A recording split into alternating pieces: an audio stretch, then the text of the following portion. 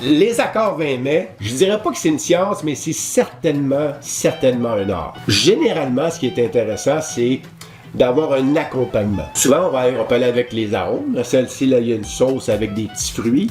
Ben, c'est le fun d'aller avec un vin où on va retrouver des petits fruits. Ça, c'est en général. Par contre, des fois, c'est le fun d'aller trancher. Par exemple, un beau saumon fumé vient trancher une belle tranche épaisse avec un sauvignon blanc, un vin qui va trancher. Ça peut être agréable. Un canard, comme je vous dis, avec une sauce, une belle sauce aux fruits rouges, un bon vin de Bourgogne ou un super bon barolo. Alors, ça peut être des super bons accords, mais c'est le fun.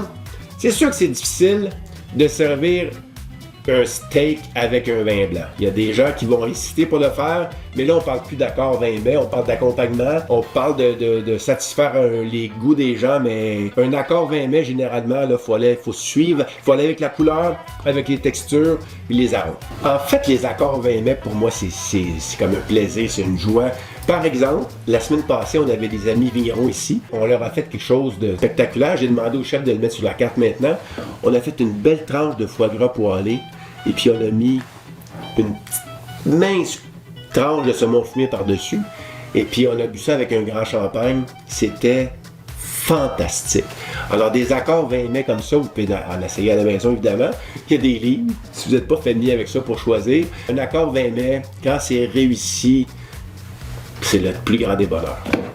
Un bon moyen pour prendre les accords 20 mai, en fait, c'est de se laisser aller avec le sommelier. On a une super sélection de vins au verre. Alors, c'est le fun parce que imaginez que vous avez une entrée de saumon fumé. Le sommelier va pouvoir vous suggérer un verre de vin pour avec le saumon fumé. J'espère qu'il va vous suggérer un vin blanc. Ensuite, avec la portion de viande, il va vous suggérer un ou deux, parce que souvent, avec le plat principal, on peut prendre plus qu'un verre de vin. Alors, il pourrait vous servir 2 verres de vin différents avec le plat de viande. Et puis, avec le dessert, si c'est un dessert aux fruits blancs, on peut vous servir un beau vin de Sauternes, un verre de champagne même. Ou aussi, si c'est un dessert au chocolat ou un dessert aux fruits rouges, on peut vous servir un Porto, on peut vous servir un Banyuls. Alors, c'est le fun parce que non seulement vous êtes à la salle à manger en train de prendre un beau repas avec des gens que vous aimez, mais vous avez une expérience gastronomique. Vous allez pouvoir voyager à travers différentes régions viticoles du monde en mangeant des délicieux repas.